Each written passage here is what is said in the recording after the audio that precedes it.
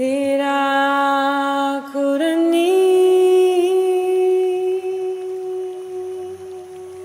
Singare Sirajamba Singare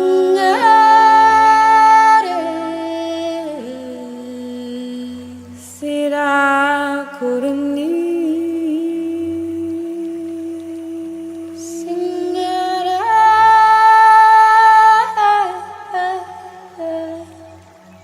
Sirajamba Singere Aidironna sabi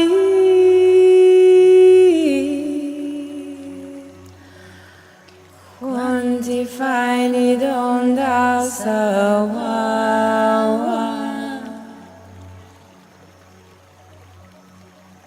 Sirakuruni Signere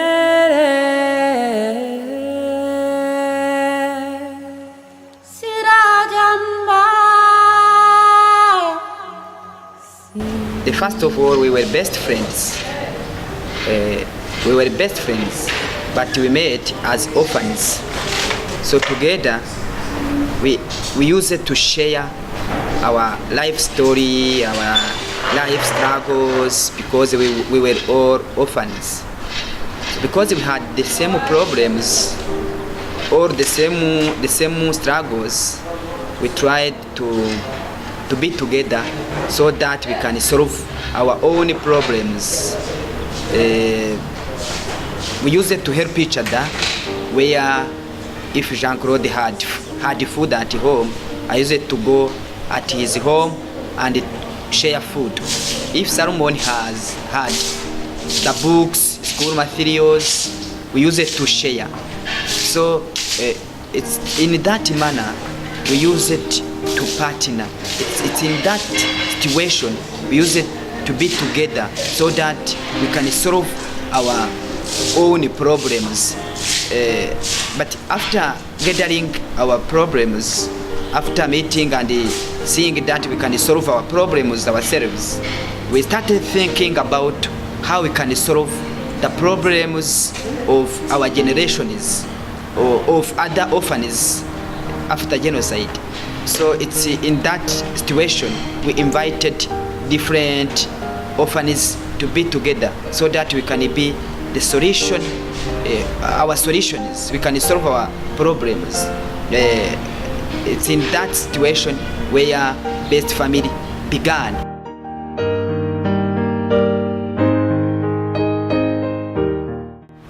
Thank you. My name is Jean-Claude.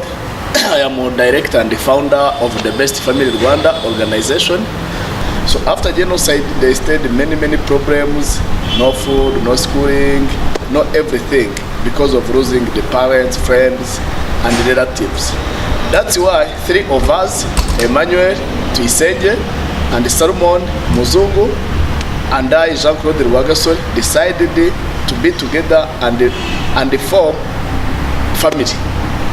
And we called it Best Family Rwanda.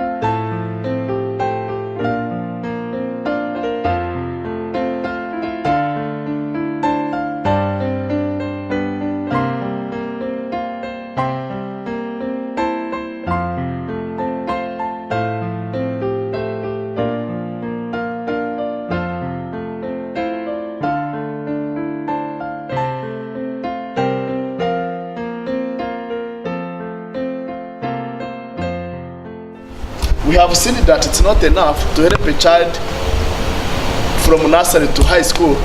They need also college, they need also university, so that they will be able to work, they will be able to satisfy their family. That's why we thought about intervention program. Thank you. I'm called Giselle Tizede. I have one program which called Kunda Sponsorship Program. Then we see that Kunda help children from nursery to high school. Then we start having the idea of having another thing which can help students from high school to other level. So we thought about intervention program where kids who finish from Kunda go so that we can study more, having the other knowledge or skills.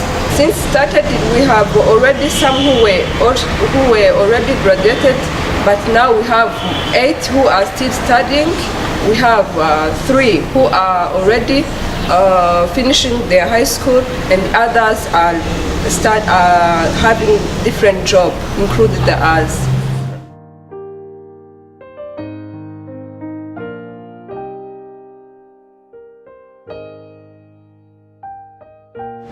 Found it's not enough. A child can go to school, can have whatever he need, but there is still problem.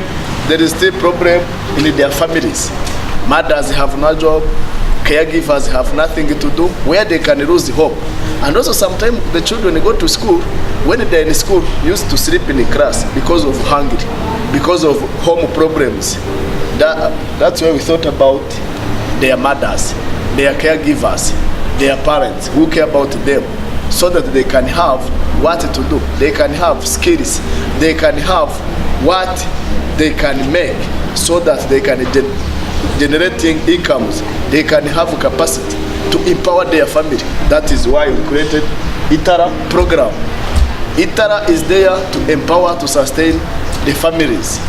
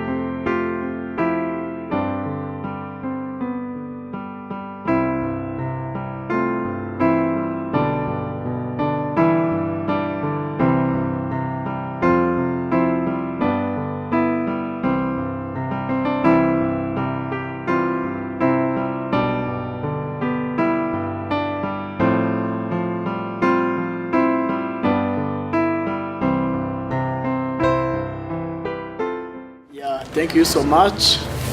About the women we have in the ITARA craft program, we have 10 women now. Those 10 women have the children from Kunda program.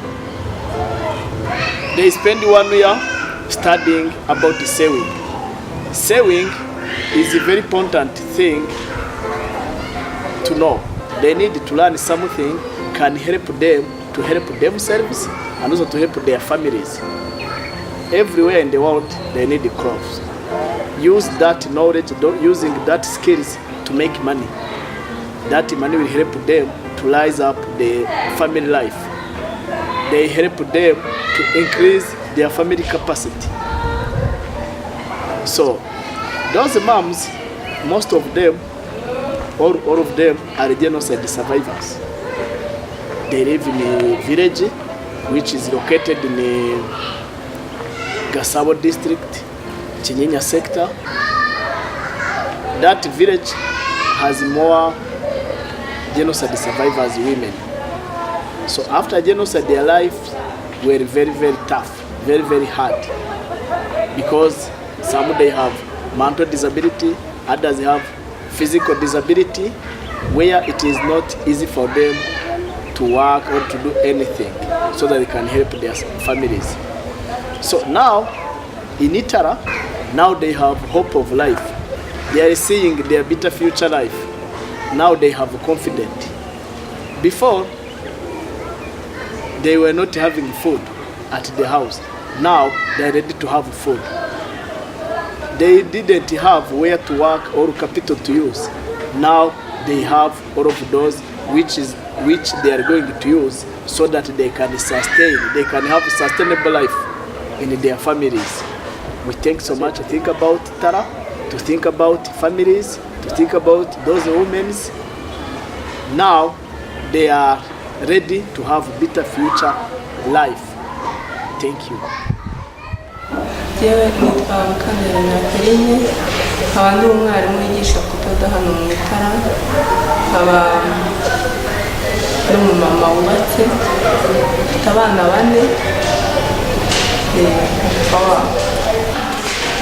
ntangira gukorana n'aba mama ntabwo byantunguye kubera ko nari maze igihe imyaka nkorana n'abandi bamama bakuru. Ubwo rero nari mfite abandi bantu nahuguye, hari aho nahuguye umwaka, aho nahuguye amezi 6, aho nahuguye amezi 2. Rero nje hano mu ITARA ntabwo byantunguye, narabigeze aho nsanga abamama bakuze, ariko mu by'ukuri ko nari mfitemo ubumenyi numvise nta kibazo mfite. Ubwo narabigishije bitewe n'uko ari amasaha make, ariko narebye uburyo twabitanga neza, baragenda babimenya. Ubwo habayeho tugejeje hagati, habayeho gahunda yo gukora sample, ariko mu by'ukuri byaranshimishije bitewe n'uko udusample twinshi twagiye dukorwa baratwishimiraga, ariko mu by'ukuri nabo ndashimira n'aba bamama baritanze cyane, baritanze kubera ko bari bafite igihe gito n'ibibazo, hakabamo kwitanga. Urebye ibintu bakora ubu bitewe n'amasaha make, rero nanjye biranshimisha bitewe n'itanga.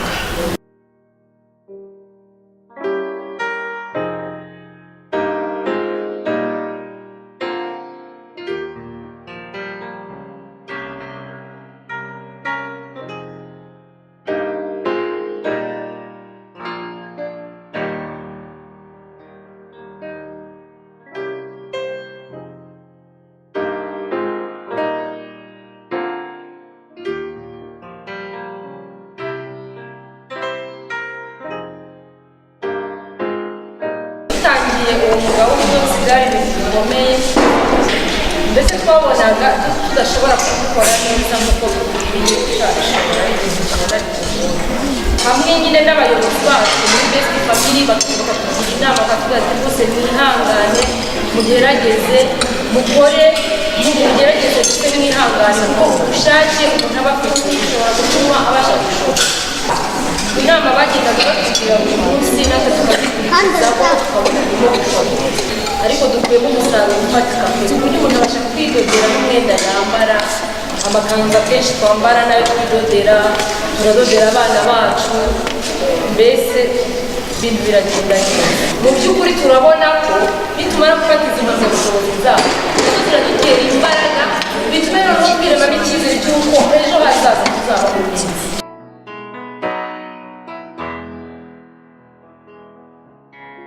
Ni umutwaro ukomeye bizitaba gukora wiga, kuko ejo hazaza hawe kugira ngo nujya gutanga isomo nkandi uzajya ufite ubumenyi. Igihe cyose biragusaba kugira umutwaro wo kumenya. Mbasaba rero cyane no kwigirira icyizere n'ubushake, ubigire nk'aho bitakureba, kandi mu by'ukuri nanjye ubwanjye nubwo nabahaye ubumenyi mba numva ahantu haba amahugurwa hose naho, kuko amahugurwa agira akamaro kenshi. Ndabasaba rero kujya mwumva, nugera ahantu muri ateliye wiyumvemo ko wahakura ubumenyi, ugire ikintu cyo kumva wakopera kuko uhageze ntiwakabona. Ndabasaba rero kugira umuhate, kwiyubakamo n'icyizere cy'ejo hazaza, aho uzajya unyura hose wumva wishakamo ubumenyi utari ufite, igihe cyose wiyumvemo ko uri umunyeshuri kuko bizakugirira umumaro w'ejo hazaza. Mwiyumvanamo ubumenyi kandi mukabuzamo n'icyizere cyo gukundana, nimukundana mugasenyera umugozi umwe bizageraho umusaruro ufatika.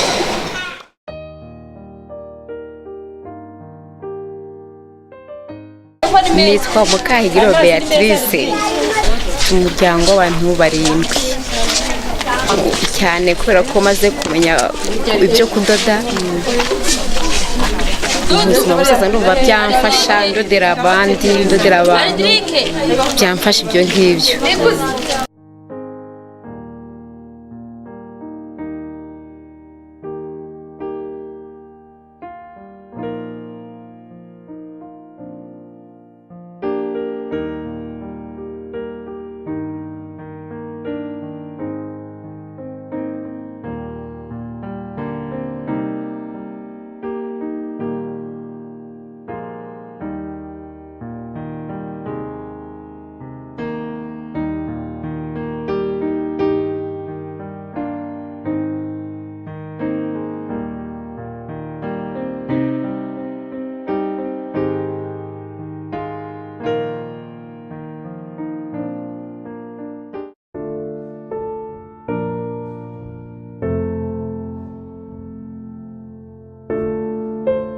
Nitwa Uwingabire Claudine, numva nakora ubucuruzi bwo kujya ungurisha nk'imyenda ndanadose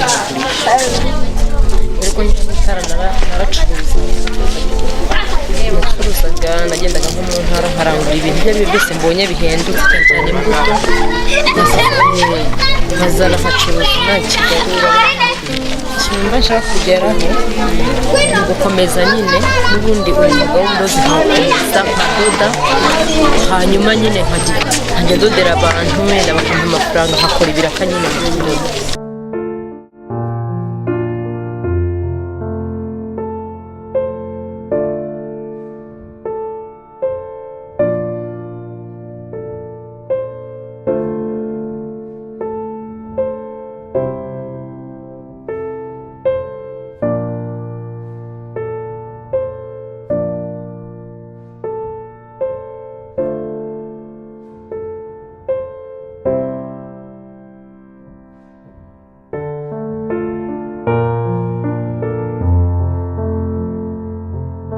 Nitwa Mukamusekonde, twumva yuko yenda ibintu dukora tugiye kubona amasoko, ibyo dukoze bikagira tukabikora ariko bikagira ahantu runaka bigira bishobora kuba natwe byatugira umusaruro.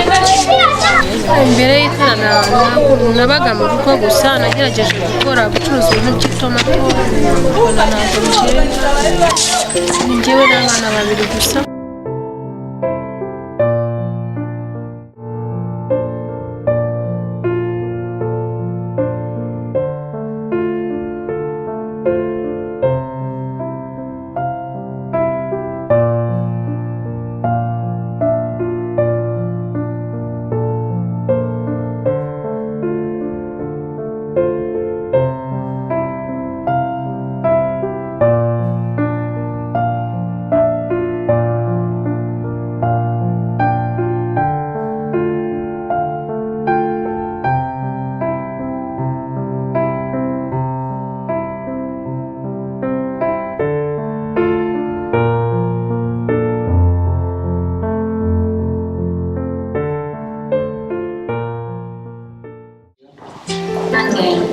Imana Betty, umubyeyi ukurikirana umwuga w'ubudozi, umubyeyi w'abana 5, kuko mbere yaho yuko ninjira muri iri shuri ry'ubudozi cyane mfite ikintu cyo kwitinya njyewe no kwisuzugura, kuko ikibazo nahuye nacyo numvaga ko muri njye ntacyo nshoboye, byatumye numva ko ngomba gutinyuka nkagira icyo numva nanjye nashobora. Icyo mbashimira cyane kirenzeho rero nuko nabo batambonyemo umunyantege nke cyangwa umuntu udafite icyo amaze, ahubwo nanjye bampaye agaciro bimfasha kwinjirana n'abandi mu ishuri ry'ubudozi. Nyamara kumva ko nanjye nzaba ndi kumwe n'abandi narishimye cyane, ariko ngira ikibazo nkibaza ese ko kugenda bingora, ese nzabishobora? Ariko hamwe no gusenga n'icyizere nabo ubwabo baturemamo byamfashije kugira imbaraga ntari nsanzwe mfite. Ariko kubera ubuyobozi bwa Best Family bwadufashije kwiremamo icyizere, bakadusura kenshi, baradufashije mu bitekerezo, tukumva ko dushoboye, n'ikitunaniye ntitwumve ko kinaniranye, ahubwo tukumva ko kizashoboka.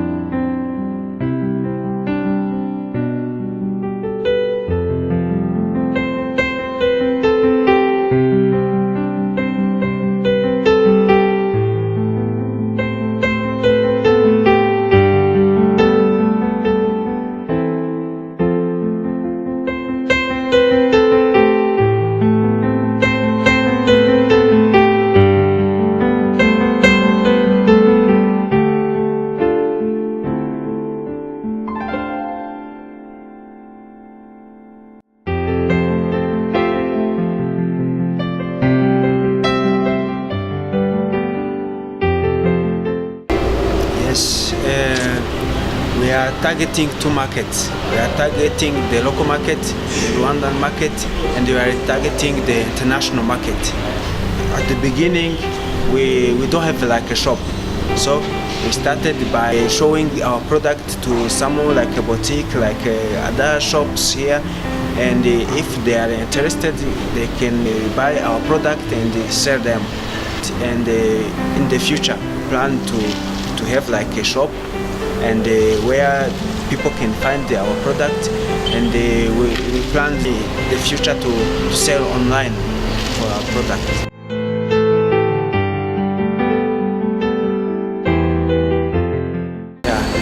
Yes, thank you.